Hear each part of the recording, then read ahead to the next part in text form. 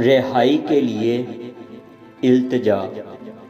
कलामे अक़दस में से ज़बूर 119 81 से 88 आयात। मेरी जान तेरी नजात के लिए बेताब है, लेकिन मुझे तेरे कलाम पर एतमाद है।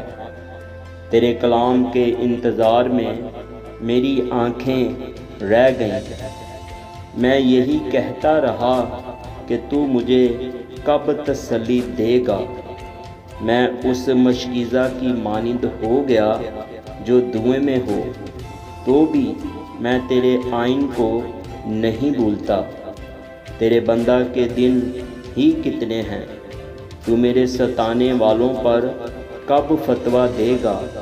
मगरूरों ने जो तेरी शरीयत के पैरों नहीं मेरे लिए गड़े खोदे हैं। तेरे सब फरमान बरहक हैं, वो नाहक मुझे सताते हैं। तू मेरी मदद कर। उन्होंने मुझे ज़मीन पर से फना कर ही डाला था, लेकिन मैंने तेरे कवानीन को तर्क ना किया। तू मुझे अपनी शफ़क़त के मुताबिक ज़िंदा कर। मैं तेरे मुँह की शहादत को मानूँगा।